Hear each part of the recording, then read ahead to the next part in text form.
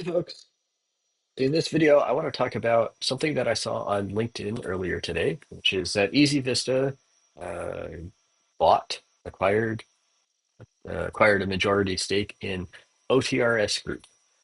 Now, EasyVista is a company and a platform that I will be reviewing in an upcoming video as part of my report analysis on all of the vendors that exhibited at Service Management World 2024 and kind of how they compare to Sharewell, how they might make sense to you coming from Sharewell, and evaluating all of these different platforms.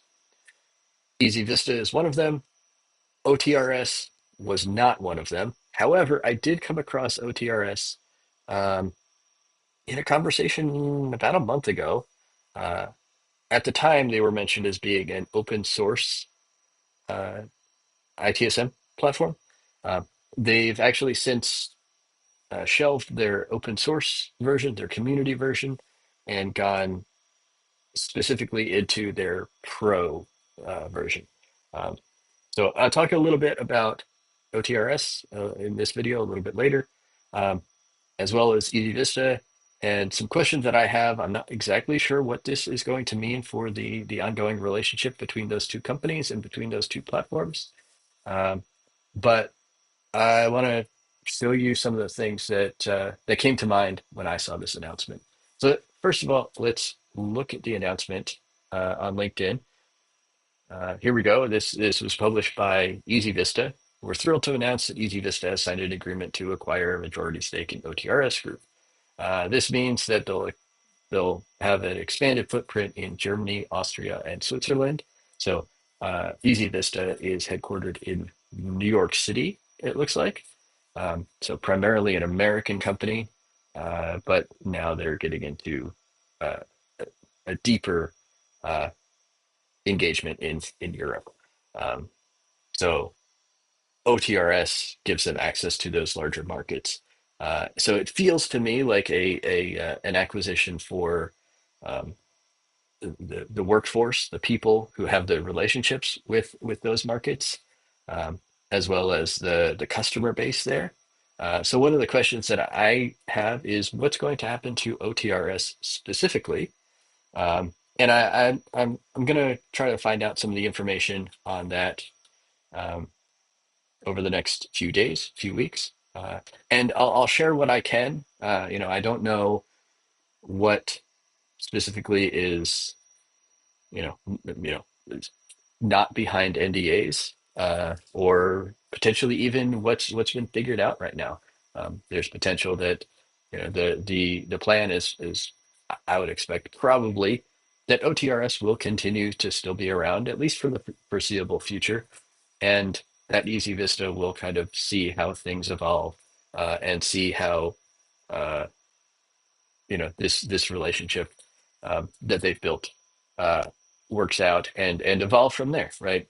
Everything in business is you have a plan and you try to achieve it and you adapt if you need to. So I'm very curious to see how EasyVista uh, and the European market respond to this acquisition announcement, um, and what happens with OTRS and where that goes and where the people who are currently using OTRS um, go if they switch over to EasyVista as a product, if they continue with OTRS, if that's a possibility, which I hope it continues to be, because we all know that from our experiences with Cherwell and Avanti, being forced to migrate from one tool to another is a little bit frustrating. Um, okay, so anyway, this is the announcement on LinkedIn, which I'll leave link down below in the description. But just a little bit of background on OTRS. So OTRS, this is their current website, and it is uh, software solutions. I forget exactly what OTRS stands for. It's like Open Ticket Resolution Software or something along those lines. Um, again, at one point there it was an open source tool, but now it's essentially not. But they are an ITSM solution, and it's something that I I've never used OTRS, but I found it very interesting when I came across it again about a month ago.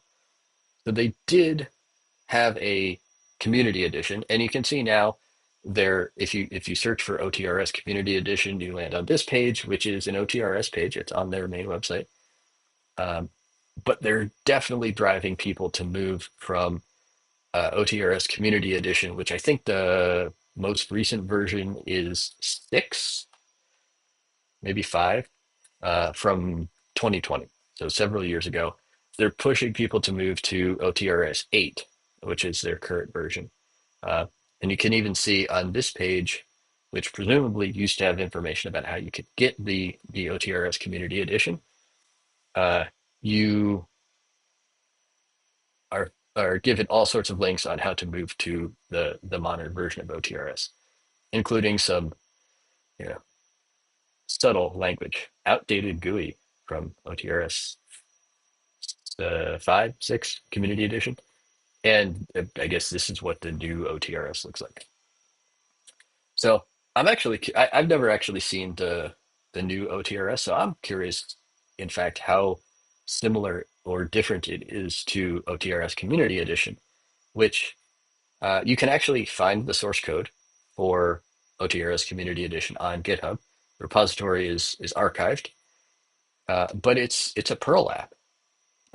It's Perl 5, and you can see in some of the requirements, yeah, Perl 5.16, Apache mod Perl, MySQL, MariaDB, Postgres, or Oracle for databases. Um, Use a modern web browser, which obviously means something different now than it did back in 2021 when this repository was archived. Um, but presumably, you could still run the old version of OTRS. Wouldn't necessarily, because there are actually a couple other companies that have kind of taken up the mantle of OTRS.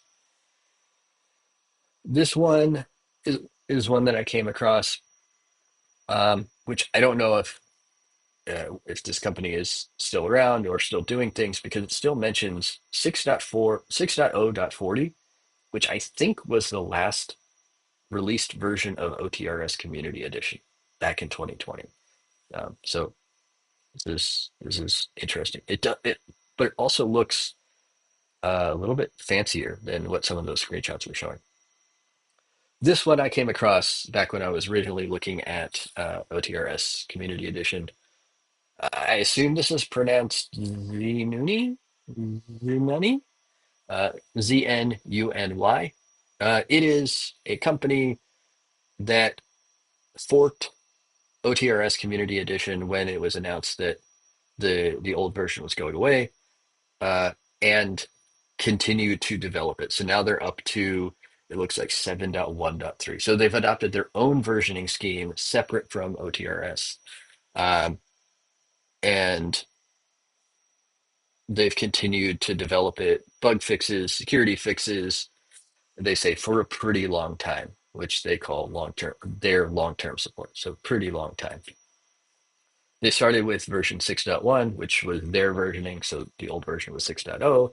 They created a 6.1 and continued to improve it and maintain it. And you can actually see their source here. So it's on GitLab as well. Sorry, GitHub as well. It, I think, originally was a fork, though it doesn't look like it has the fork relationship. Uh, but this is kind of the new modern version of what used to be OTRS Community Edition.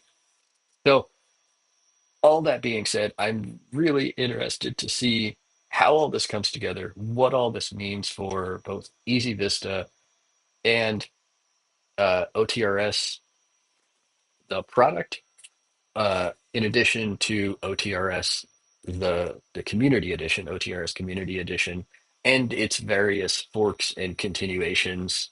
Um, yeah, I'm really interested to see.